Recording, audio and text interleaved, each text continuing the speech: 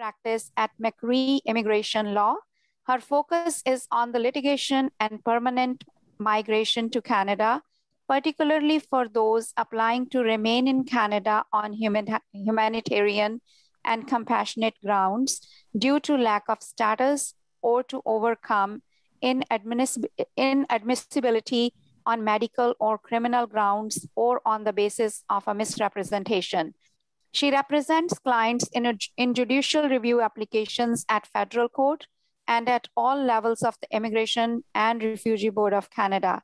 Deanna is a former chair of the Canadian Bar Association's National Immigration Law section, and she co-hosts an immigration-related podcast called Borderlines. Please join me to welcome and give a warm hand to Deanna. Thank you, Deanna, for joining us today. My pleasure, my pleasure.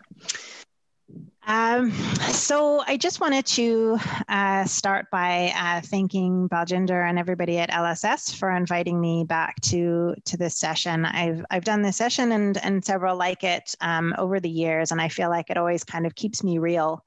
I spent the first decade in my legal career working in the nonprofit sector.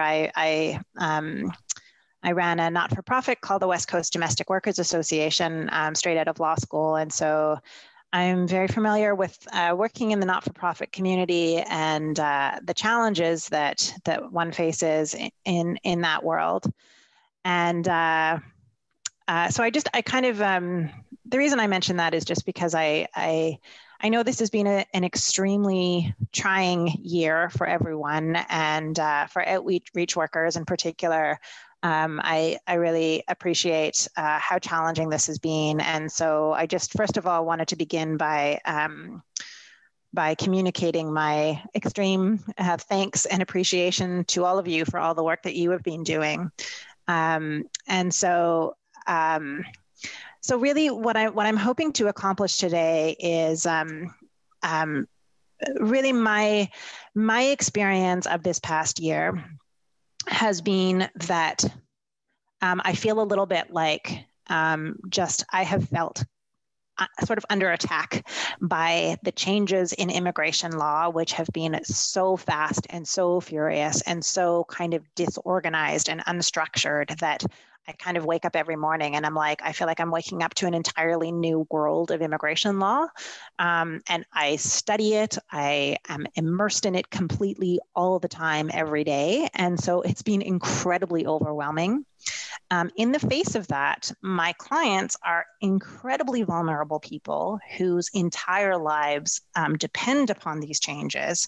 And so the stress that I experience as an advocate and as a representative of these people has been really immense. And yet at the same time, I know that they're not my problems, they're my clients' problems. And so, it's been a very, very fraught year. And so the amount of stress and, emotional fatigue that I have been experiencing, but also knowing that it's my responsibility as an advocate and a representative to just stay on top of the law, understand what I'm supposed to do, communicate in a clear and effective manner so that my clients who are actually really subject to these changes can make informed decisions. It's been a lot. And so what I'm hoping to try and do is to communicate some of these key elements to you in a clear and succinct way. But the fact of the matter is that even with an hour and a half, I cannot cover everything. So what I have done is I have prepared a PowerPoint presentation and I want to go through my outline with you. And while I go through the outline, I am very, very open to hearing from you whether or not I've covered the stuff that you are interested in, or whether there are other things that you would be more interested in hearing. Those of you who may have heard me speak in the past probably know. First of all, can everybody see my slide presentation on their screen now? Can I just get somebody to ping me and let me know that everything looks okay? Yes, and yes, it cool. works. Okay, so this was basically my overview, and this is what I'm intending to cover, however briefly I will over the course of the next hour and a half. But as I said, I'm a very fluid speaker, and I don't mind people interrupting me 36 times per sentence and saying, you know what, I'm not interested in any of that stuff. We'd rather you cover these 6 topics. So I'm going to kind of go through this at first and tell you what I was planning on talking about, but I would like you for the next couple minutes to use the Q&A or the chat to tell me these are not the right topics, we're interested in hearing this instead, or like just tell me anything about what your feedback is about this outline, so that I know if I should reframe the subject matter of what I was planning on speaking about. So in a nutshell, what I was planning on covering is briefly the OICs, which is the Orders in Council. And the Orders in Council are the rules that have come down about who can come into Canada and what rules they are going to be subject to in terms of quarantine and testing. So that was my first subject. And again, I'll go through that quite quickly. The second, and with each of these topics, even though I can't provide complete rules because time won't allow, I've at least given you links as to where to find the complete rules so that you can use this presentation hopefully as a bit of a resource to find stuff. The second is they've passed like a huge number of public policies. And so I'm going to cover the ones that I thought were of greatest interest to people working in your sector.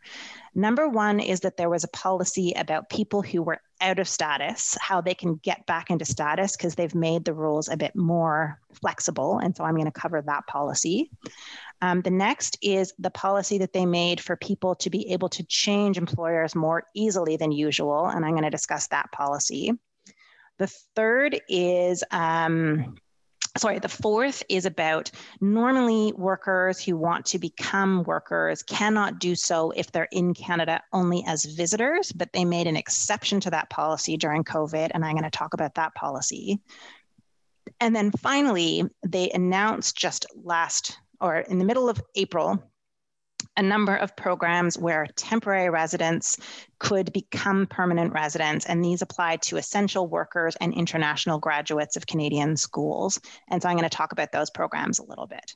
So those were the policies that I wanted to cover off that are specifically programs that were rolled out during the pandemic. And then I'm going to speak more generally about just issues that came about during the pandemic.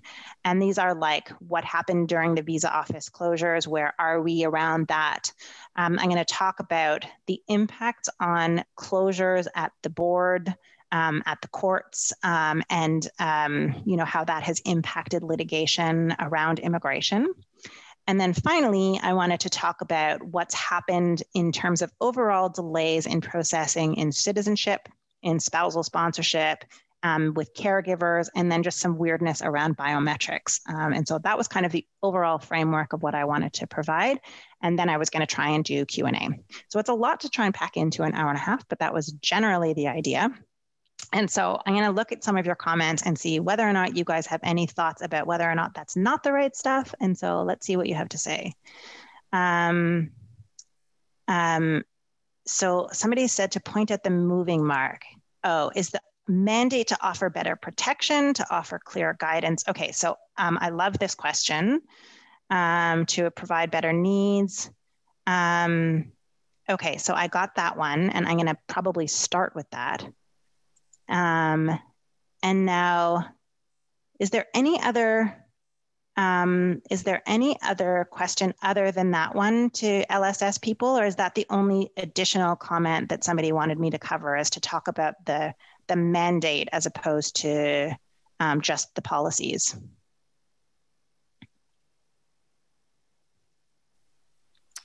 I don't see anything else in the chat. Me neither. Okay, so let me talk to that point, mandate. And of course, I would start out by saying, and I always, I love that this is the question, because this is part of why I love presenting to this group, because oftentimes when I'm speaking to other lawyers, nobody really cares about my political opinion, but with this group, everybody's always keenly interested in what I actually think about the why. And I always have lots and lots of opinions about the why. So in terms of what the mandate is, and I think that somebody put into the chat my podcast, the link to how do you find my podcast, and my podcast is full of my comments on the why. In terms of the mandate, I'll have to say that I have found that there's a lot of, this has been a very difficult period of time to understand the department's mandate. And I say that because when you look at what the stated mandate is, the stated mandate is to offer better protection. But the actual administration, I feel, is offering not better protection. And so it's one of those things that the policy as stated is offering better protection, but in actual practice, it's not accomplishing that in my experience. Now, it might just be that this is the intention, but it sometimes takes a while for that to trickle down to the actual individual decision makers. And I think that that may be the case. So I'm going to give you some examples of this. When you talk about the orders in council and the travel restrictions and the quarantine rules, 100% the mandate here is to be protective. And I mean that the mandate here is to allow as few people as possible to enter Canada. And so the mandate there was greater protection. But I think that what happened when they first introduced these rules is that, like, Canada really has never done something like this before. And so when they first set down these orders in council and these travel restrictions and these quarantine rules, border officers had no idea what they were doing. And it was an absolute, excuse my language, it was an absolute shit show. And what was happening at the borders was chaos. And so what we were experiencing as practitioners, people calling us and saying, how do I do this? And what's going to happen when I show up at the border, is that it was really anybody's guess what was going to happen. And so we were counseling people and advising them what to expect. But honestly, it took many months before there was any predictability at all in terms of what was going to happen. Now that we've had these same orders in council for quite some time. I mean, we had orders in council from October that changed marginally in April, but they've been relatively similar since October. And so I think we're finally getting some kind of solidity. But I think in that respect, in terms of traveling into Canada, the mandate is to protect Canadians and let in as few people as possible. And so I think that there's been a lot of rhetoric about Canada letting in tons and tons of people, but in actual fact, I think it's actually not as easy as people like to think that it is in terms of the, you know, what you're reading in the news. But when you move on to things like exceptions for out of status people, employer change exceptions, so they are trying to make it easier for people that are in Canada to remain in Canada. That was clearly the mandate. But what I found is that the beginning of these policies, the actual decision makers were getting it wrong 90% of the time. And so I was making applications and doing all these things and trying to help clients stay in status or get things sorted out so that they didn't end up getting a refusal and all of that kind of thing. And I was getting tons and tons of refusals that were very, very confusing. But I do think that the mandate was to protect the worker or the individual, even if it's a visitor, and not to serve employer needs. I really do think it was worker, individual centered, but it just got screwed up so much. But I find that it is actually coming around, and now I'm starting to see the decisions coming through in a positive way. It just took a while for that to trickle down. And now I'm starting to see, like, you know, for example, the visitor to workers, I'm starting to see those cases getting approved quite quickly. And so it's finally starting to center. And so the temporary to permanent, like those permanent residence programs, that one is a bit of a, you know, it's a bit of a hybrid in the sense that, again, I think that the mandate was to, well, it's two things. It was to allow people who are here to be able to stay, But the problem with that program is that they're capped, and I'll get into this in more detail when I describe that program. But again, I think the mandate was to help, but it was also because we stopped processing permanent residency because of delays and because the administration was so broken for a long time. And then now the department is trying to play catch up. And so I'm going to get into the kind of nitty gritty of that in a bit more detail. But I think that this is just a bit more of a quagmire. And so I'm going to defer that part of it. But if you'll allow me, I'm just going to kind of put a pause on that. But if I forget to get back to it, please remind me, because I do think that this is an important question and I want to make sure that I address that. Mm-hmm. Hi, there is another question. Yes, please. It's also to address delays in processing due to flood of requests for both language tests and medical examinations, in addition to what you've mentioned with biometrics, etc. Yes, I will talk about that when I get to the one about the permanent residency. If that's okay with everybody. That's perfectly fine, yeah. Okay, sounds good. Okay, so if there's nothing further, I'm going to move on to my first one, which was just about COVID updates in general. And so for this, I've sort of covered much of this already just in sort of my general comments. But I just want to say that when you see, because I think that this presentation will be distributed to the participants, am I right? Yes, that's right. Okay, so just so you know that throughout my presentation, if you see anything underlined, it's a hyperlink. And so the hyperlinks, because I just find that the immigration website at the best of times is big. And that they always have like a million different pages that seem to be contradictory. And so what I've provided you throughout the presentation is my favorite page on the website for explaining stuff. Because I find that what the immigration website tends to do is it tends to send you to what they call their help center. I find the help center the least helpful part of their website. I find that it's always giving you the kind of dumbed down answers, but it never has enough information. So I like not the help center answers. I like the parts of the website that are actually the pages that are for the decision makers. So the parts like the operation manuals or the instructional guides, but the help desk stuff is always so general that it never answers the specific question that I'm going to the page for. So the link here, so first of all, as a general comment, I would say that if you have a real interest in immigration, and you're into Twitter, I hate Twitter, but if you don't hate Twitter, I would follow the department on Twitter, because any new thing that they are doing, they tweet.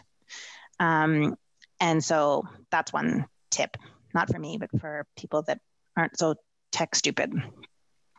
The third one is that the best online source for travel restrictions and quarantine rules is this hyperlink that I've provided, because it just lists the most current OIC and the most current quarantine rule. And that's like going directly to the source of what is the order in council that's in place, because as I said, they have issued over time like 9 different orders in council. And so it's very easy to be reading one that's from 3 months ago and then the rules are not current. So I just go to this one and then I just read the most current one, and then it's less confusing.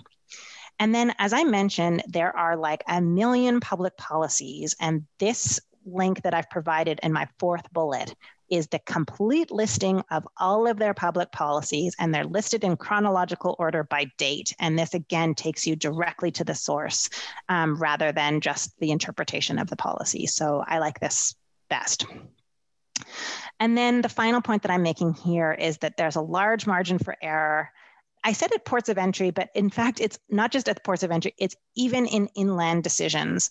And as Baljinder indicated in my bio, I am primarily a litigator, so I do much of my work on judicial review. But I have right now a higher percentage of decisions that I am seeking intervention by the department, because the refusal rate of applications is higher than I've ever seen it in my career. And that's just because like, if we are overwhelmed by this like absolute tidal wave of new policies, so are decision makers. And they just don't really know what the rules are. And at the same time, they're under great pressure to be deciding cases with even more speed than they were before. And so unfortunately, and I guess, you know, just to be sympathetic to their situation, you know, they're trying to learn the rules as quickly as they possibly can, but mistakes are happening like a lot. So I guess my point there is if you're getting a decision, I think that doesn't necessarily mean it's the right one. And so unfortunately for clients, this means that like, that the need for actual immigration representation is becoming higher because just so many cases are being decided wrongly. Okay, so my next slide is about, like, I'm now moving on to the travel restrictions. So the thing that's important to note about travel restrictions, and this is, I think, one of the most misunderstood things about the travel restriction stuff, is that people forget that there's travel restrictions and then there's quarantine rules. And those two things are two totally separate policies. So the rules about who can get in are different from the rules around quarantine, and they come from two separate legal instruments. And so you have to, first of all, figure out who can come in. And then second of all, you have to figure out what things are they subject to once they are admitted. And people tend to kind of mush them together. So in terms of the travel restrictions, there are two separate policies. One of them relates to people coming in from the United States, and the next one is for people coming in from places other than the United States. And they're not massively different, but they are different. And so again, I've created this hyperlink for you so that you can actually see the rules themselves. And then I've just provided a description of what the detail is. But really, the key difference is, like, as I said here, people from the US or outside of the US can come in if they are coming to visit a Canadian spouse, child, parent, or guardian, but only if they're coming for 15 days or longer. And so really the purpose of that is because it can't just be for tourism. Like, you're supposed to be reuniting for that family member. With that family member. And the same thing exists if you're coming to, like, what's called an extended family member. So that would be like, you know, like an exclusive boyfriend, girlfriend, you know, not somebody that you've like been married to or lived with, but like just an exclusive partner. But with the extended family members, you need to actually get advance permission. You have to go through an application process. You can come to work, meaning that you can make an application at the port of entry if you're coming from the United States, but the application needs to be approved and you need to be found to be a non-discretionary traveler. You can still come in to make a refugee claim. You can come in to make a study permit application, but only if your school is one of these like listed institutions, meaning that they have developed their own COVID plan and that and that you can then get approved for the study permit on that basis. I don't know what I was trying to say there. I obviously was doing this too late at night. There are all sorts of other kinds of exemptions that I didn't quite get to because this was not supposed to be a complete list, but these are the ones that I thought you'd be most interested in. There's also an exemption for, like, on compassionate grounds. This is like if somebody is really at the end of their life and you're coming into care or to have a final visit with them, to attend a funeral, something like that. But these are supposed to be really exceptional situations. And the same sort of things happen for somebody coming from outside of the US. They're quite similar.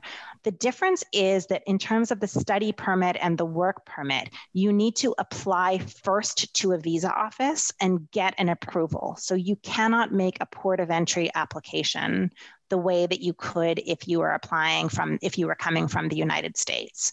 So this is the real distinction between the Americans and the non-Americans. And so this notion that Americans can just like up and come in at any time is not the reality. I think that is kind of the common notion among the general public, but I think that a little bit that's kind of been lost in the kind of rhetoric. In fact, the case remains that the border between Canada and the US is closed. And I mean, there are exemptions in terms of like people that are coming to bring food, you know, that are like traveling, that are like driving trucks, and trucks that are like bringing supplies, or like people that are medical workers that are cross-border medical workers, stuff like that. But for most purposes, the border is and still continues to be closed. And then finally, I've put this stuff about quarantine and testing rules. So as I said, there's the can you get in at all? And then on top of that, there's the quarantine and testing. So the quarantine and testing rules, again, I've provided you the hyperlink, but this is that everyone age 5 and older must get a negative COVID test before they seek admission, whether they're coming from the US or outside of the US. They must also quarantine for 14 days following admission. They must register a quarantine plan, and they must do a second test at the 8-day mark before their quarantine period is over. On top of that, if you're flying in, there's yet another COVID test that you need to do, that you do right when you arrive, and that you have to stay in a mandatory hotel, and it has to be a hotel that's chosen by the government, and you have to stay there until the results of that arrival COVID test are received, which is generally at the 3-day mark. So once that negative test comes through, then you can leave the hotel and go into another place where you stay for the balance of your 14-day quarantine. So anyways, that is basically, in a very, very fast version, the travel and quarantine restrictions that are still in place. So I'm going to just take a quick look at the chat and see if I had missed any questions. Yeah, I think that's it. That was just somebody has very kindly put those hyperlinks into the chat, which is wonderful. So that was like a very fast and dirty description of the travel and quarantine restrictions. Again, there's a lot more to be said, and I gave you really just the high points. There's lots of nuance in there, and even though I work in a firm with like super top-notch immigration lawyers, like literally every day, and I just like totally tooted my own horn accidentally, but we are like every day, like, oh, you guys, can this person come in? Is this exception, you know, does this apply? And like, there are crazy things I'm being asked to testify, and family law trials, and, you know, all the time about like, is this person exempt? You know, like these are very complex rules. It's not nearly as simple as I just made it sound. They're very confusing, and people are like never quite certain what's going to apply to them. And sometimes we get surprises still. But I just wanted to give you like a rough and dirty picture of what it looks like. So that's out. Okay, so if there are no questions about that, I'm going to go along and do this policy, which I was very excited about, because this is a policy for out of status persons. So having worked with undocumented people in Canada for a very, very long time, this is an extremely exciting policy that came out around the pandemic, and that is still in place, but it's very important to note that it expires on the 31st of May, 2021. Now, it had previously been listed with an expiration date, I think it was in the end of March initially, and they extended it. So I'm mentioning this because I don't know if they're going to extend it again, but just so that you know, for now, the May 31st expiration date is really important to know.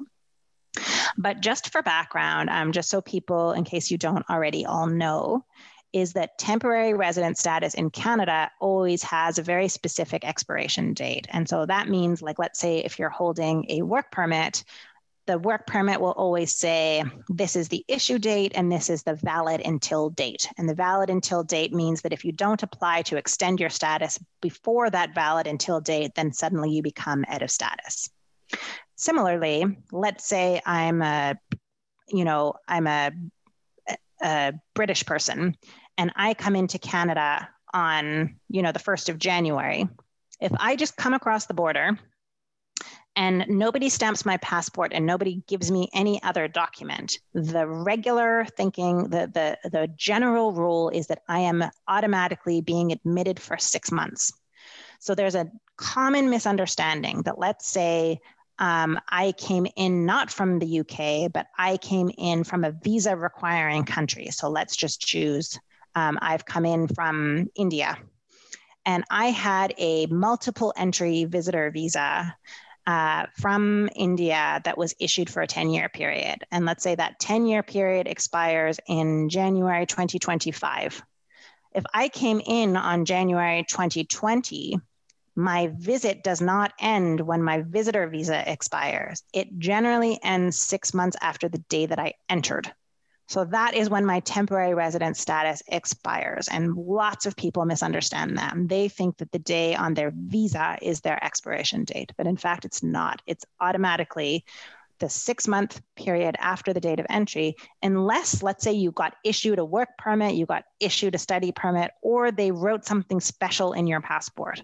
The automatic, if none of those things happen, the automatic rule is that you got 6 months from the date of admission.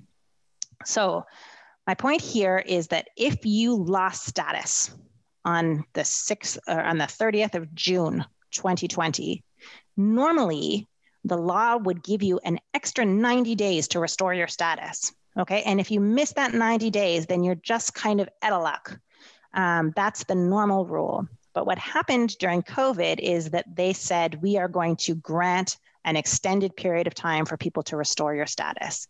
And basically it said, if you were in Canada from January the 30th, 2020, and you're still out of status on the day that you apply for a new status document, you will be able to restore, even if 90 days are over.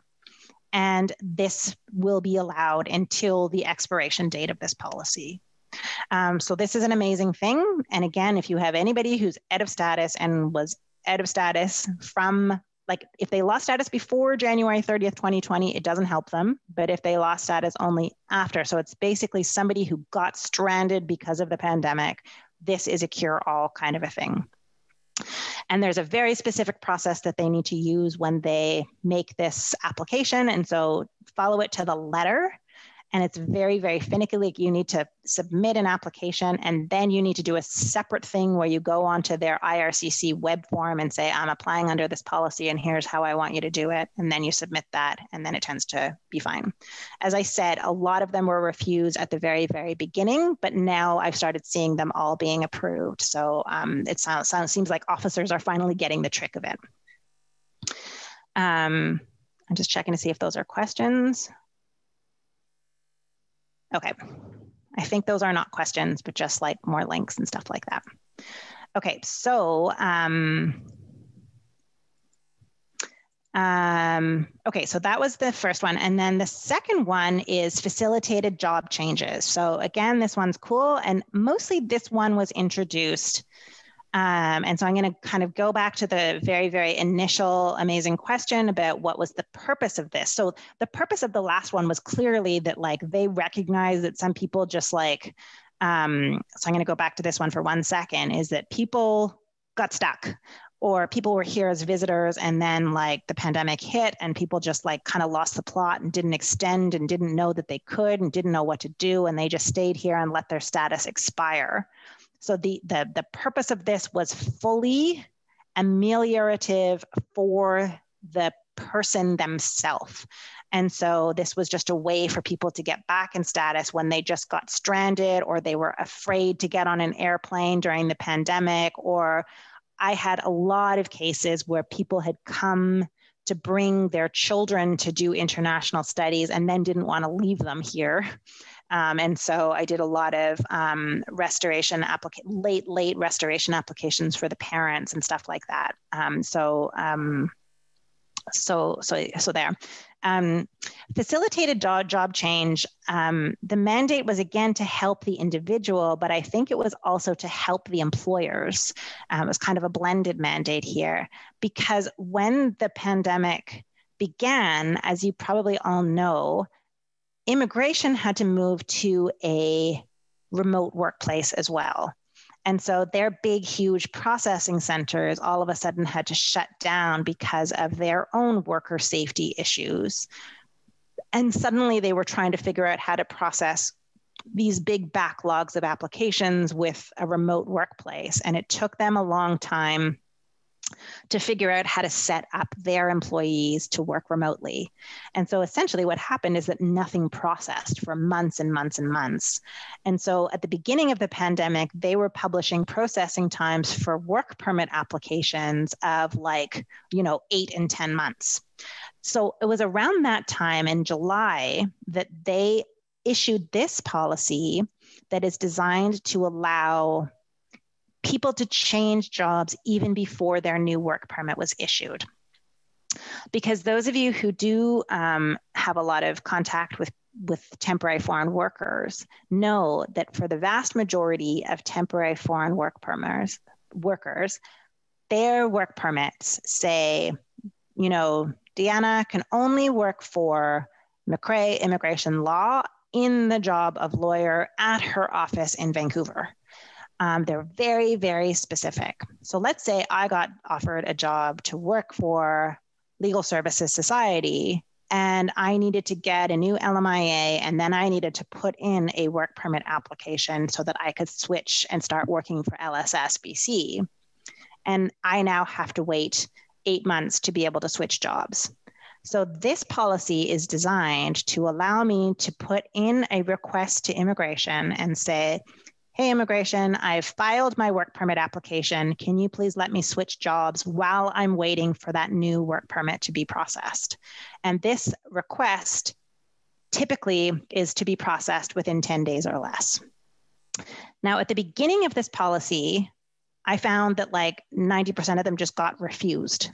It was just this one, they just completely screwed the pooch on. They screwed it up 90% of the time. And then they started to figure it out. And then now what I'm finding is that even though the processing times for work permits are 30, 45, 60 days, they don't just give you the 10-day authorization. They just approve the whole work permit in 10 days. That's what I've been experiencing in the last, let's say, 3 to 4 weeks. So I think they finally figured it out that when somebody is trying to do a job change, you still do this. You put in the request and you ask for a facilitated job change. So you have to file the application and then you put in a separate request for a facilitated job change. And there's, again, that very specific thing you have to do on the web form. And then what I'm actually finding is happening is that I just get a new work permit, sometimes within 2 days, very fast. But just so that you note, you can only do this if you've had a work permit within the last 12 months. So let's say, for example, if you're restoring, and this one will make more sense when I get to the next slide, but let's say if you're going from a student to a worker or you're going from a visitor to a worker, that won't work. It only works if you're going to from worker to worker. But also it only works if you're applying for an employer-specific work permit. It doesn't work if you're applying for an open work permit. So I don't know why they made those limitations. It seems to me like they just kind of missed the boat. To be honest, I'm trying to do the same thing, even for people applying for open work permits, just to see if it maybe works. I'm kind of counting on them making a mistake and still issuing the facilitated job offer or doing an expedited processing of the work permit, but it's not technically supposed to apply. So there you have it. I'm going to move forward because I don't think that there's any questions about that. Doesn't seem like it. And you guys, if I'm just going way too fast, you can say that too, but I just am mindful of how much I'm trying to get through for you. Okay, the next one is visitor to worker. And the other part too is that to the LSS people, I know you guys had planned to have a health break in the middle of this. And I don't want to, I know that I tend to feed people information through a fire hose. So if people are just going to need to go off and chill for a second, just let me know if you need me to pause and give people a break. So for the visitor to worker component, this is, again, a super exciting policy because it used to be the case. I mean, in non-COVID times, the rule is that visitors cannot apply for work permits inside Canada. They just can't. They need to apply for their work permit outside of Canada. And so they could be here in Canada and they could apply for a work permit to a visa office electronically.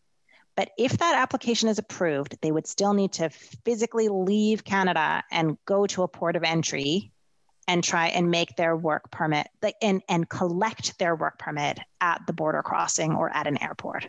That's how it is pre-COVID.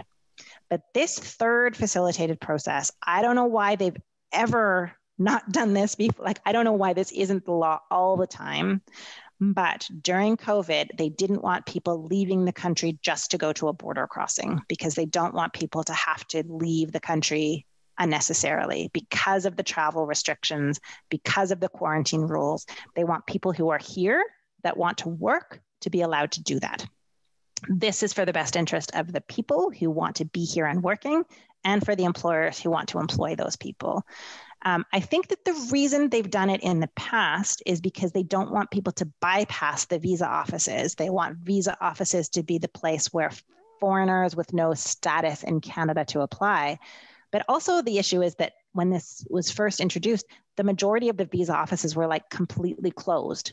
And so this was a way of kind of dealing with this. So basically, somebody who was here as a visitor could just apply for a work permit. And if approved, they would be sent their work permit by mail. So this was like a miracle policy for me. The other thing that was amazing about this, and that is still amazing about this, is that and this gets into a whole other area that I won't cover in detail right now, is about caregivers. Because like over a year ago, the department made it so that caregivers could not apply for an LMIA-based work permit unless they were already in Canada with a work permit or a study permit. Okay. If they didn't have one of those things, they had to apply through this other very complicated, very, very, very slow permanent residence process. And I mean slow, like it takes 2 years to process. So the thing about this is if you're inside, what you need to know about this is that if you're inside Canada as a visitor right now and you want to work as a caregiver, this policy made it possible. And so I've been doing a ton of these because I work a lot with caregivers, is that you can be here as a visitor. Your employer can get a labor market impact assessment, and then you can apply inside Canada for a work permit. Now, again, this policy is going to expire on the 31st of August, 2021. It's already been extended once.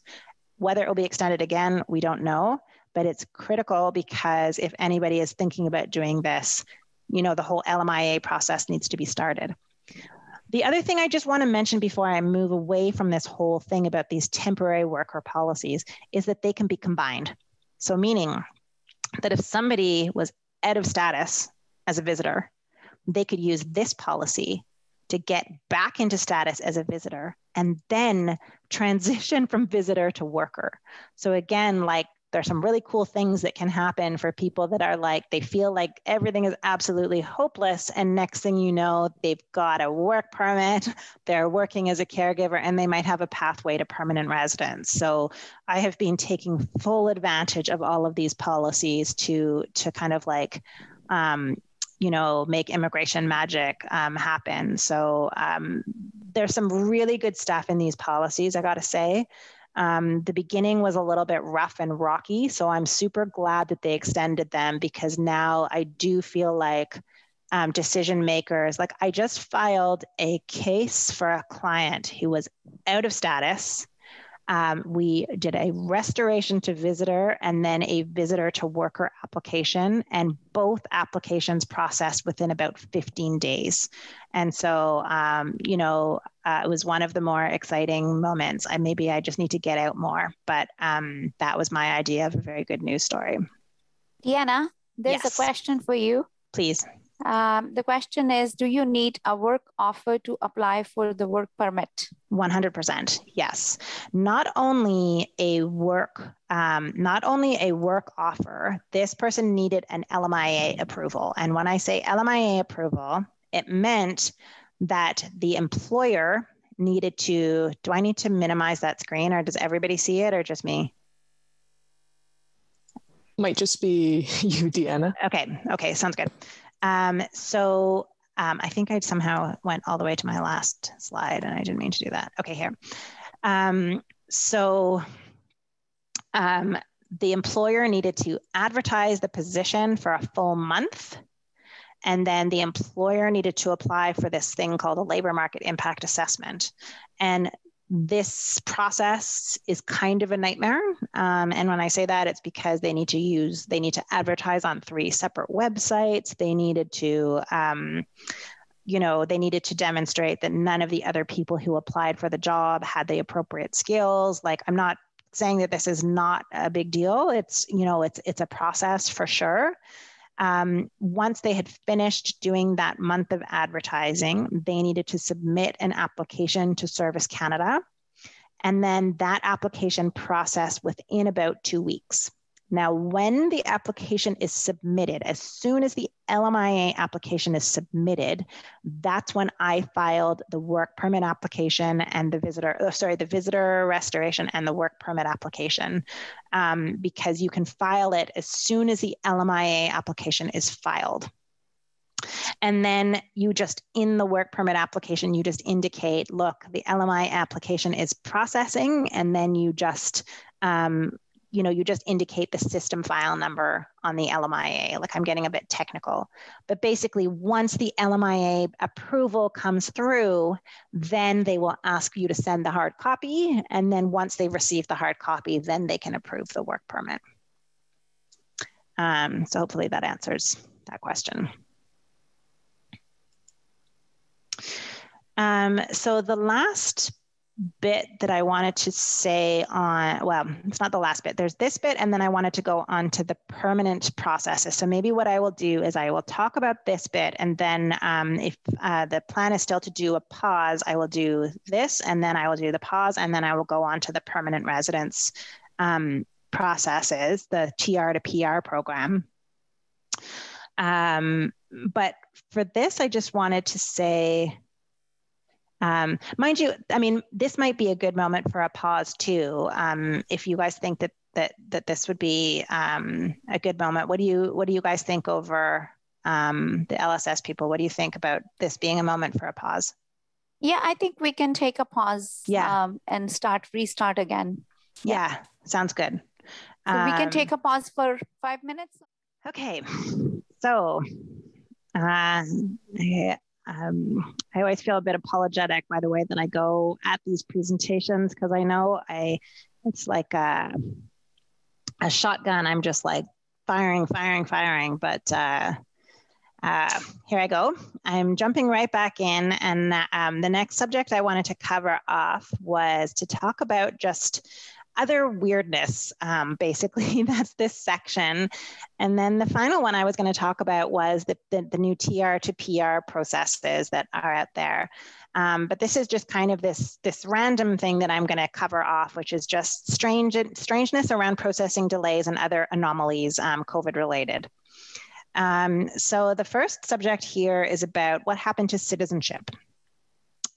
So in terms of citizenship, I just want to get my clock in front of me. Citizenship tests and ceremonies, sorry, this date is wrong. It says from March 2010. I meant March 2020. So basically March 2020, they just wrote and they said citizenship tests and ceremonies are canceled, and they just canceled everybody. And then sort of nothing happened on citizenship tests and ceremonies at all from March 2020 until I'm being a bit gut instincty here rather than looking back at my files. But let me say, nothing really happened until I would say January of 2021. And then what happened at first is that the odd person, maybe it was before January 2021, but Deanna, at the beginning, yeah. Sorry to interrupt you. There's a question about, is it 2010 or 2020? 2020. Yeah, 2020. And so beginning of either end of 2020 or beginning of 2021, I can't remember which it was, they started very randomly inviting people to do citizenship tests. Citizenship ceremonies online. That was the first thing that came, citizenship ceremonies. And so the citizenship ceremonies, it was like you would get an email and you'd say, you've been invited for a citizenship ceremony, but it would only work for somebody who was physically in Canada. And it was like really random. You couldn't ask for an online ceremony. It was just like randomly, it seemed like they were just picking names out of the hat and you would get invited. And then if you were in Canada on the date, it was very short notice, then you would be able to do your ceremony. If you were outside Canada, then it was kind of like you're out of luck. But now, then they started to add more recently, and I would say this is, let's say in the last 2 months, 3 months, they started to add online citizenship tests. And now it's much more common. And so like in the last 3 months, I've started to get like, started as a trickle and now it's kind of like a whole bunch of them. And the way that it works with the online tests is, again, you need to be physically in Canada in order to do an online test. And I think that they know because they will see the IP address of your computer. So you can't fake it. You need to actually be in Canada on the day that you do your test. And the way that it works is that they like email you to say you've been invited to do a test and you must do it within the next 21 days. And then you say, you schedule a date and a time. And then at that date and time, they schedule you a link on your scheduled time. And then I think you have like a certain number of minutes to finish your test, or an hour or something like that. Like it's a very specific window. And then you do it. And then immediately they email you again and tell you your results. And then your citizenship test is done. And so, of course, in either of these things with this test and the ceremonies, if you can't do it because you're out of the country or you just can't do it for whatever reason, you need to write them back and say, I need to reschedule, and then they'll put you back into the pool of people. But for the most part, the people that right now I know who are being invited to do the online test or the online ceremony are people that applied for citizenship pre-pandemic. So my view is that it's going to take them a very long time to catch up with themselves. I have not seen any very transparent statistics about what the timelines are, but I am telling people that I don't, like people that applied middle of the pandemic or, like recently, I think people should be expecting delays of close to 2 years because it's just, things are just so backlogged. The other thing I'm finding is that a lot of people are getting a third thing in the middle. So normally it was citizenship test and then citizenship ceremony, but I'm finding a lot of people are also now getting an online citizenship interview. And I think that they're in that sometimes that comes between the test and the ceremony.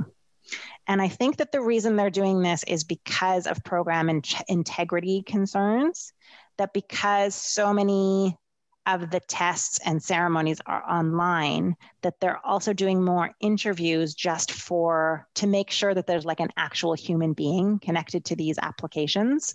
And so it just feels like, citizenship interviews used to be very uncommon, but I think now they're doing it in a lot more cases just to make sure that there's an actual human being connected to each application, since the other things are being done online. So that's basically my citizenship update. And there's a question for you. This is related to the next point, and I haven't got there yet. So I will explain that when I get to it. Okay, great. Yeah.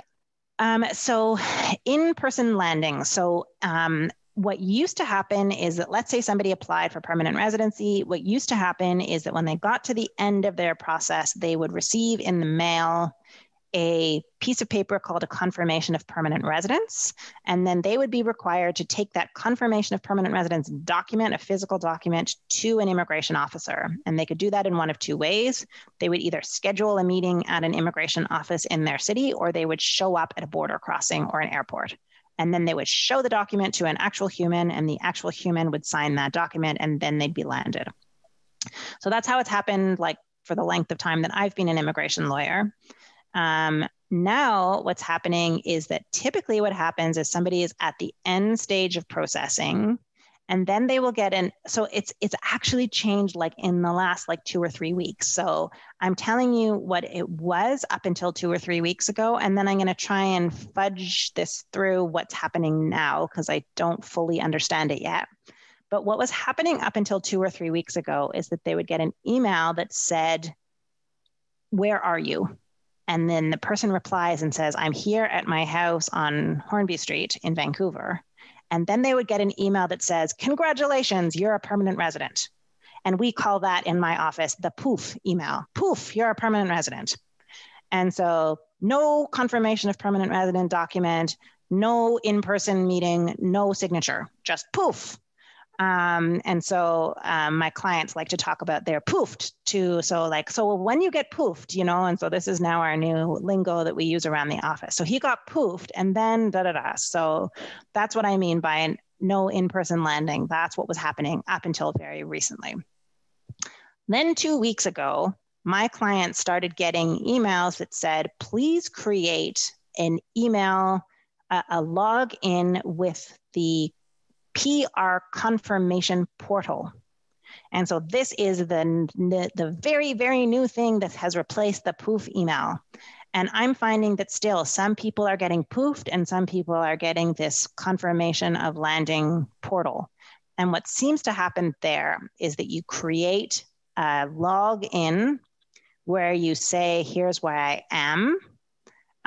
Here's my photographs," and you have to upload digital photographs to the thing, and you send them something that proves where you actually are physically residing. And then if you are physically in Canada, then they send you something that looks exactly like the poof email. So it's a variation on the theme, and I don't know the specific semantics, otherwise I would tell you about it. But again, they're taking it away from the lawyer and giving it to the actual client, which is totally fine by me, but it just means that I don't have the same clarity that I did before, because before they were coming to me. But basically, it's a variation on the theme. There's no more physical meeting. But again, none of this works if you are physically outside of Canada at the time that the decision comes through. For this, as well as for the citizenship, if you happen to be outside of Canada when they're ready to make the decision, it's kind of it's an issue because they cannot physically land you if you're not physically in Canada. And so what has been happening to our clients that are ready to have a final decision made, but they aren't physically here, is that we need to figure out how to get them back into the country and then to advise immigration, "Hey, they're back now. Can you poof them? Or can you send them that thing again?" And then they can do it. But they just are not. And part of this is just because of the legislation doesn't allow them to land somebody who's not got their feet on the ground here in Canada. So I hope that answers that question. The third point is that spousal applications are taking forever. I did a podcast on this. I've done several podcasts on this, but it's just a nightmare. And so this is a subject of great fretting in the newspapers, on my podcast, and just in general circles. I'm sure you guys have heard it a lot. It's a source of great frustration because immigration, and this again goes back to the mandate question that was raised by one of the participants at the very opening, is that what's the mandate? And my concern is that you would think that the department was very, very keen to reunite Canadians with their spouses, given this whole thing that this is about protection and allowing reunification and all of this sort of thing. But the thing that has had me very, very much scratching my head through all of this is why are spousal applications not being given priority? As I'm about to go into in my final chapter of this conversation is they're inviting a lot of economic immigrants to Canada. They had for those of you that are familiar with the express entry system, they had a draw in September where they invited 30,000 Canadian experience class applicants.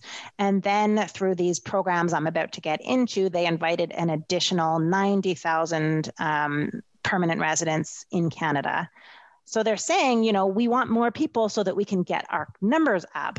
But the spousal applicants who have been waiting to be approved are still lingering. And I have many spousal applications that have been waiting over a year and a half with virtually no movement. And so the department has been saying, yes, we're going to reattribute resources to process those, but I just don't know why it just hasn't happened. The same is true for people who are caregivers trying to get landed. They have been woefully slow. And so the caregiver programs that were opened in June of 2019, so these are new permanent residence pathways created for caregivers in June 2019. I filed over 50 of them for clients of mine, and I have yet to see a single decision on these cases. So again, I am very much, as I've said a lot of good things about some of these other initiatives that have been undertaken throughout the pandemic, I'm very sad and disappointed by the neglect that these spousal and caregiver applications have been attracting. And so, you know, again, to bring you back my very jaded, sarcastic opinion, which I always have on the ready, when the question was, what is the true mandate? Is it truly protection or is it something different? It does make me feel a little bit cynical and sarcastic that those who want to work are being given all these opportunities, but the spouses and the caregivers, again, it's working, but it's that sort of like that type of work that always gets sort of short shift. I don't know why the caregivers are not going to be given the same kind of priority treatment in terms of, yes, we can get you to work, but to get you permanent residency, for some reason, that just hasn't had the same uptake. And so that makes me sad. Finally, I'm going to tell you about what's happening on the litigation front, which is that... Deanna, there's two questions. One is on the criminal record check. And the other one is on when does a client who has received their PR get back their original documents they came into the country with. Many clients have received the proof email, but haven't gotten their original passports or IDs back. Okay. That's interesting. Okay, so criminal record check. So criminal record checks are almost always requested upfront when somebody files an application for permanent residence. I cannot think of an there is an exception to that, which is for spousal applications. Any economic class application for permanent residency, right now, they will not accept the application without a criminal record check. Now, I'm saying that kind of like that's the general rule. They're asking for everything up front. That said, sometimes people can file and say, I'm going to file this now. I don't yet have the criminal record check, but I will provide it later. And in that case, they will allow them to provide it further down the road. They had some kinds of like provisions that said like, because of COVID, it might be hard to get a criminal record check. So if you're going to provide this later, then that makes sense and you can do that. But Letitia, perhaps you can specify what type of a permanent residence application you're referring to, and I can answer you more specifically. But I would say like certainly for express entry, you need your criminal record check up front.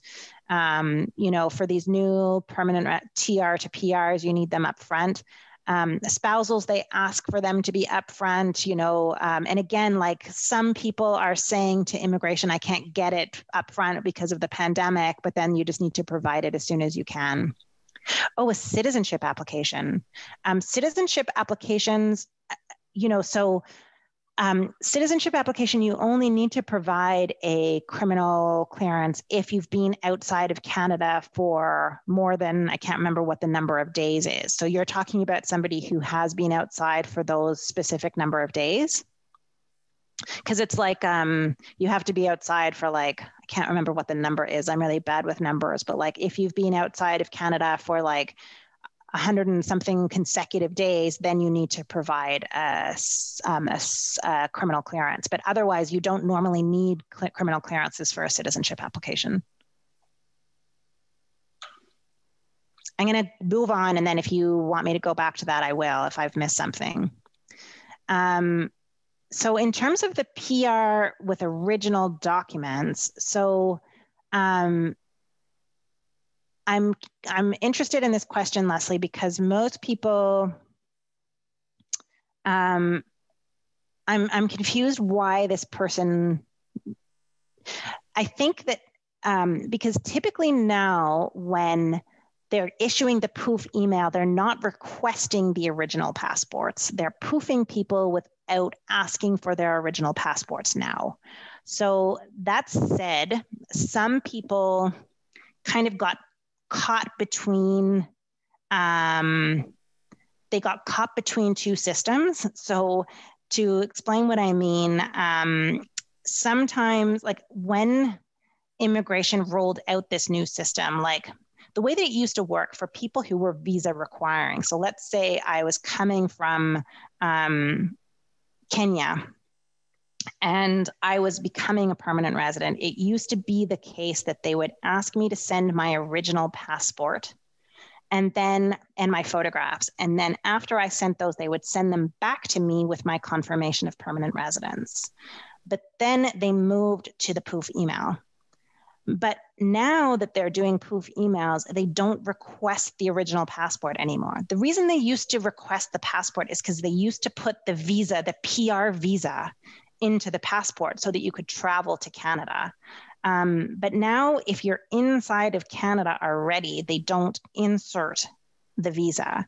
So I guess the question, Leslie, is when you're talking about people who've had their original passports requested, are they people who were overseas and are now wanting to come into Canada? Because if like, put it this way, if you're outside of Canada and you're trying to get land, like you're getting a PR visa so that you can travel into Canada, you would need your passport in order to travel. So I think that that's what you're talking about. And I should have clarified. Those people cannot be poofed because you can't be poofed overseas. Those people would need to send their passport and get their visas to travel. This is a separate problem. Those people, so let's say, for example, I'm a spousal sponsoree. So like I've been sponsored by my spouse and my application has been approved. And they've said, please just send us your passport so we can issue you your visa. What I understand is happening is people are sending their passports and they're just never getting them back. And so they cannot travel to Canada because they don't have their passport. So I think that is a situation where it's basically just immigration is preventing people from actually traveling into Canada in spite of the approval of their application. So that's one problem. But I think you're also talking about something different. She's talking about who have received their PR cards, but still haven't received back their passports. That is creepy. I don't like that. So one thing I would just say is that I feel like the state of the organization at the Immigration Department is quite messed up right now. And I'm finding like a lot, even just with the distribution of PR cards, it's quite a mess. And so I'm finding a lot of cases where like there are 4 members of the family, one of them gets their PR card, but the other 3 don't.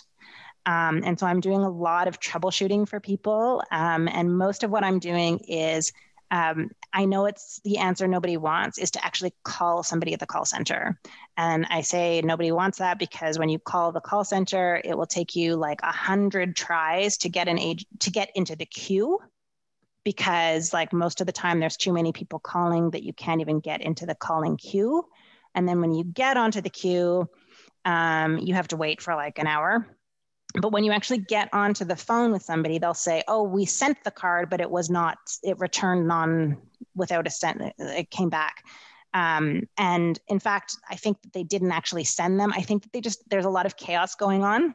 And so oftentimes when you actually can get on the phone when it's something like this about things not being mailed back, it's like, sometimes like if there's been a change of address or anything like that, sometimes they've changed it on one member of the family's file, but not on the other one. So stuff like that, I think it really just takes getting somebody on the phone right now and making sure that they have the right address connected to that person. You are from a visa country. If you get the POOF email and you're in Canada, you're never going to get the passport request. You're going to go direct. So this is to the question from Javoy. If you're in Canada and you're from a visa requiring country, they are no longer going to ask you to send your physical passport. And again, I don't know why they haven't done this a million years ago, because it was such a frustrating extra step and people never like putting their passport in the mail. So basically what happens now, visa requiring, I like the fact that there's not a different process for visa requiring and visa not requiring. Now it's basically like, where are you? I'm in Canada, poof. And then you just get your PR card in the mail. Because if you're in Canada, you don't need an actual visa stuck in your passport. So it doesn't make sense anyways. They just give you the poof and then they give you the card. So in that sense, it's good. Okay, so let me just see. I don't really have time to cover the TR to PR programs, but I am just going to give you like one of the things that was the materials that Baljinder is going to share with you is a bulletin that I published on these TR to PR programs. But just suffice it to say that on April 11th, IRCC announced that they were going to have a bunch of programs for people who are in Canada to apply for permanent residency. And I should just, okay, so what I'm going to do is I'm going to tell you all that if you follow me on LinkedIn, and I'm easy to find, you just put in my name into LinkedIn. I have been publishing about these programs a fair bit because, and I have my bulletin will be distributed through the LSS folks, but I'm also publishing updates about this program. But basically they had like about 3 different programs. One of them was for essential workers in the healthcare field. The other was for essential workers outside of the healthcare field. And the final one was for international graduates in Canada. And there was like 20,000, 30,000, 30,000. So it was like a whole big group of people that were eligible. And they announced the program like on the 11th, and then the 5th of May, they opened it. And then the 6th of May, the 5th of May, they introduced the materials, and the 6th of May, they opened it. The international graduates one filled in within one day. The other 2 are gradually filling, but not with the same urgency as the international grads one, which is now done. So unless they give more spaces for that group, that one's finished. But basically, these are ones for people that have 1 year of experience in one of the listed NOCs and have like basic language skills as well that they could apply. And then there was the question about, because they opened these 2 programs, and this is to go back to a question at the beginning, there was a massive influx of people trying to get medical exams, trying to get credentials assessments done, and trying to get language tests. And so it got to the point that like nobody could get a language test done for like a year because everybody was trying to get these tests done. So what happened after that is IELTS and CELPIP, those are the 2 organizations that do language tests. They started rolling out more tests. So even though there's this notion that there's no tests available, you just have to keep your eye on IELTS and CELPIP. There are tests available. You just have to keep checking, because like every once in a while you'll go on their website and there's like, okay, there's like new test dates, and then they'll go. And then new test dates, and then they'll go. So don't just give up, because they're continuously rolling out new test dates, but there's just still a lot of demand.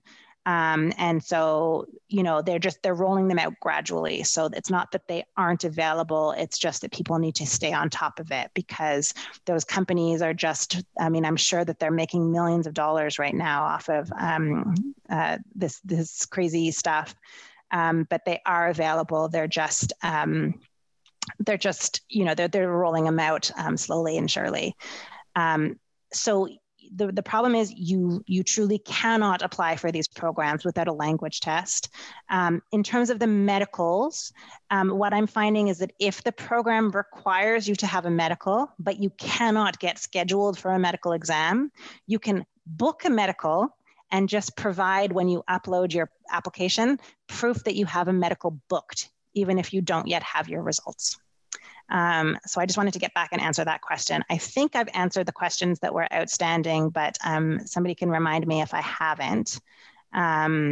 Anyways, I know I haven't really thoroughly delved into that other program, but hopefully my bulletin gives you some of the stuff, and updates will be there. But I think that I have a link to the actual website. And actually, if I don't, I can very quickly go and find you the website. But actually, if you Google permanent residence TR to PR, that will take you directly to IRCC's page, where that page actually is fairly good for giving you a pretty no nonsense explanation of what the program requirements are. It also very clearly describes here's how many places are available, and here's how many are taken already. And sorry, I didn't leave a proper space for questions. Hopefully I managed to answer people's questions as I went along, but I'll leave it to the LSS people to tell me whether or not I still have some time to answer some questions if there are any arising, or if we are already fully. No, Deanna, you have time. Yeah, they can take their time to ask questions. Okay. Okay. If you guys have questions, please feel free to ask Deanna. There is a question. Are adoptions applications being processed? So what kind of an adoption application are you speaking of specifically? Are you talking about a citizenship adoption or a permanent residence adoption?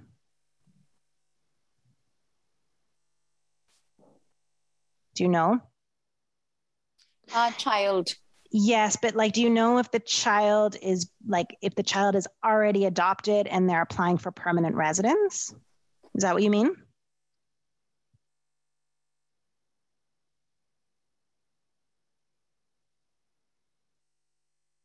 I mean, I'll start answering, and then you can clarify whether or not I'm speaking of the right thing. Okay, so I mean, I'm doing an application for somebody who is adopted, and we are doing an application for sponsorship, and it didn't move at all for quite a lot of months, and all of a sudden we have started receiving correspondence on that application. So I would say moving slowly, but moving. But I would say I think it depends very much. Mine is an overseas application, and so in my case, the applicant is in Côte d'Ivoire.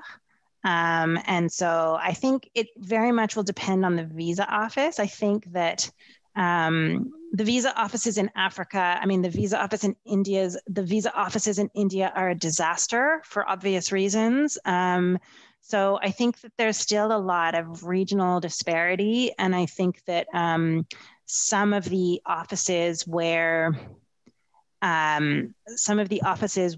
they're really not working well, I think that of course, the global case management system, GCMS, is supposed to make it so that there's not those specific regional disparities. But I think the reality is that there are regional disparities. And so I think that, I mean, I'm certainly seeing that in the federal court stuff, that decisions coming out of India are just slower. And processing from those types of hotspot centers are slower. So I think my answer to that question is yes, but unreliably. Deanna, there is a question on people arriving with confirmation of permanent residence under protected person and cannot afford the hotel. Is there any kind of help to cover this cost? That's a brilliant question. I don't know that there is. From the only part that I have read is the actual provisions under the Quarantine Act. And the Quarantine Act itself provides no special accommodation. It's very clear that those costs need to be borne by the traveler. But I guess I would be curious as to whether or not there's any kind of provincial coverage or anything else like that. But I think I would just have to say on this one, I frankly don't know, and I'm not aware of any. In terms of whether or not I'm providing free services, I am not providing free services to people in the new pathway. That said, I have been using my LinkedIn page as the way that I am trying to inform people to the best of my ability on what is actually available. What is going on. I am completely overwhelmed these days, and just, it's like truly impossible for me to keep up with my workload. I didn't even offer services on these new pathways to my paying clients just because it was just way too overwhelming. I just refused to take any of these cases just because I just couldn't keep up with the volume. So what I have been doing is offering free self-help kind of guides to try and help people figure out how they could navigate them on their own. So that's the type of material that I've been trying to provide through my LinkedIn page, and that's the material that I've tried to offer to BioGinger that's now part of the materials for this program. But what I would say is that those TR to PR pathways, they are actually quite user-friendly in the sense that, and that's how they were designed. They are among the less complex applications. And so that's part of what my rationale was that trying to do it as a more kind of access to justice kind of way, just trying to provide some self-help guides rather than, so in terms of where you can access those materials, the bulletin is on my LinkedIn page, and I've also posted other updates on there and will continue doing so, but it's also part of the materials package. And I think Sarah's answering that question as well in terms of how you're going to be able to access both this slide presentation and also my, my FAQ document on the TR to PR program. Then there's a question about what is the process like for permanent residents in Canada who want to bring other family members like parents from a visa requiring country. And I think that what you're referring to there is sponsorship, if I'm not mistaken. Can you just clarify to anonymous attendee if you're talking about sponsorship applications for family members that you're trying to bring to Canada, or you're talking about to visit? Yes, sponsorship. So sponsorship for parents. So the parental sponsorship program, to me, is kind of a disaster. And my view about this, and I have a lot of views about this, but this is a program that the Immigration Department does not love. The way that they have done it, so the parental sponsorship program has been kind of a, how do I describe it? It's been in flux for many years. So going back, and I won't get the exact years right, but like going back, let's say 10 years, it was just like, if you met the economic thresholds, you could apply to sponsor your parents. And it was just a very slow process. But then they closed it. And again, I don't remember the exact year. I'm very bad with years. But let's say like 8 or 10 years ago, they just closed it all together. And I think it was closed for a full 2 years. And then when they brought it back with a very strict quota, and they keep playing with how they're going to run that program. And the way that they've toyed with a variety of different ways of running it. But let me tell you the way that it is right now. The way that it is right now is that they open it up at the beginning of the year, or that was the idea, that they open it up for a very limited period of time and then they fill it up. So during the pandemic, they didn't open it in January, which is when it usually opens it up. They opened it, like, I think in September or October, and they opened it only to 30,000 applicants. And so it was like 30,000 people got in, they then invited them, they accepted their permanent residence applications, and then they closed it for the year. So it's now closed. They haven't yet announced what's going to happen for 2021, but because they only did the 2020 in October, I don't expect it will open at all in 2021 until probably the fall at the earliest. And then when they do so, I'm guessing it will only be around 30,000 people. But typically what they want is they want only sponsors who have been in Canada for at least 3 years and have a minimum of like a certain amount of threshold funds. And also the parents need to pass medicals, and they're very, very slow to process. Meanwhile, the only other alternative is super visas. And so, I mean, I won't get into that in any detail, but that's like in a very nutshell version, that's what happens with permanent residents wanting to bring Canadians. So let me move on to the domestic violence question.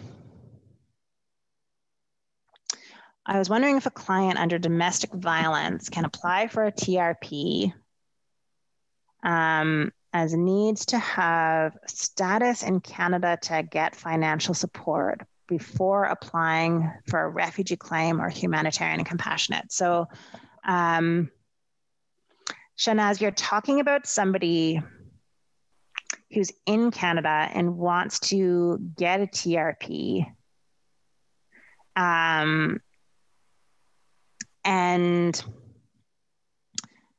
But then the ultimate intention is to make a refugee claim. So if somebody's in a situation involving, so first of all, if somebody wants to make a refugee claim, my number one recommendation would be that they don't delay to make a refugee claim. And the reason I'm saying that is because one of the things that gets used against refugee claimants a whole bunch is that they have delayed in making their claim. So, but again, this again could be the subject of another entire session, which is refugee claim versus agency.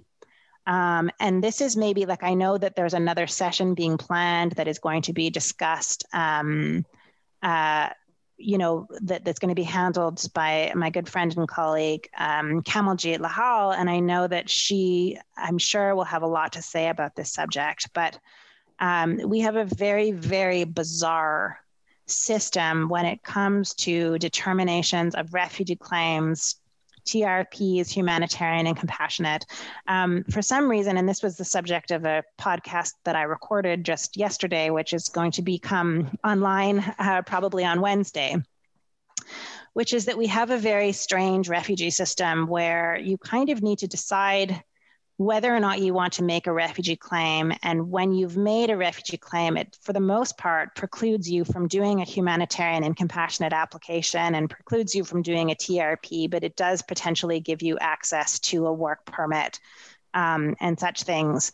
And the guest that we had on our podcast was talking about some of the strange kind of notions that are unfortunate parts of our refugee determination system where for some reason there are these kinds of notions that are in our refugee system that often it's considered, if somebody delays in making their refugee claim, it's often kind of held against the claimant in the sense that people will take it as, well, that must mean that you're not truly a refugee claimant, because if you were truly fleeing persecution, you wouldn't have delayed, you would have done that at your first opportunity. So I guess in this one, it's a very difficult one to answer in a kind of off the cuff way. This is something that needs very kind of high level legal advice. I do lots of domestic violence, TRPs, humanitarian, compassionate, and refugee claims and all this kind of stuff. But in terms of deciding which one is going to be the most appropriate, I think it's just a matter of like, once somebody has done one, then the other ones aren't really great options. And once you've done a refugee claim, then, but I guess like, it's just hard to say, but I don't think understand why you would do a TRP in order to get the financial backing in order to do a refugee claim. That doesn't really make sense. I would rather, if it's about the financial resources and there is a viable refugee claim, I would say you make the refugee claim and then you use your work permit that you're entitled to in order to be able to earn the money, rather than doing it through a TRP. But I think having somebody to work through, yeah, I get that. But I think still, if there is a refugee claim, and the refugee claim would not be about the sponsorship. Sorry, I just was kind of being conversational. I don't know if everybody is watching the Q&A. Shanaz was just raising that, well, this person came under a sponsorship, but the abusive partner stopped the process. And again, I see this very frequently. So in these types of circumstances where somebody has come into Canada and then the abuse, this was a sponsorship and then the abuse, if they have a refugee claim, meaning that they also came to Canada fleeing persecution in their country of citizenship, the fact, that might, somebody needs to decide whether or not that claim is sufficiently viable, that there is a refugee claim with merit. If there is, then I would say that they should not delay in filing that refugee claim. If they think it's sort of risky, then I would say that maybe a humanitarian and compassionate with a TRP at the same time would be the right thing. But again, I think that this person maybe should, maybe this is something, Shanaz, that you might want to connect with me offline and we can talk about what might be possible here. But this sounds like something with a fair bit of complexity that I think maybe we should we should chat about. So I'm going to go back to this question by anonymous attendee about what about a family member in Montreal who is ill with diabetes, not near death, but needs supportive care, and a cousin coming to help with taking care of them, and they are from a visa requiring country. Is that person able to come for compassionate reasons?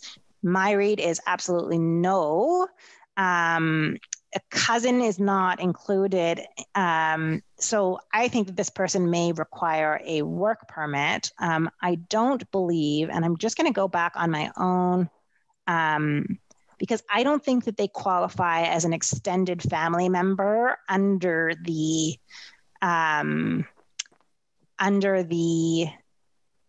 traveling from outside of Canada. I'm going back to my travel restrictions one. This is one that I would need to look at a little bit more carefully, but I think here they're not one of these groups. So I don't think that they would get past the travel restriction. If it's a sister, then I think that they would first of all need to apply for this special permission. And so again, there's an application process to get that. If they were coming for more than 15 days, they would still need to get the approvals. And of course, they would need to also get approved for the TRV. And so that would mean that number one, they would need to get the TRV approved, which means that the visa office would need to accept that they were coming for a compelling reason. So there's different things. Number one, they need to get approved for the visa unless they already have a still valid multiple entry visitor visa, for example. So they would need to get approval for the visa. And in getting approval for the visa, they would need to convince the visa office not only that they had a good reason for coming, but also that they would go back to their country of citizenship at the end of the period authorized for their stay. And that will be challenging. If they can get that visa office approval, then this travel restriction would need to be overcome with prior approval on the travel restriction. Okay, so that would need to be a second step. And then once they came in, they would be subject to this quarantine rule. So I hope that answers that. But cousin to me does not fit. Even if they got the approval for the visa, they would not be able to get around this travel restriction at this time. So hopefully that answers that. Any other questions?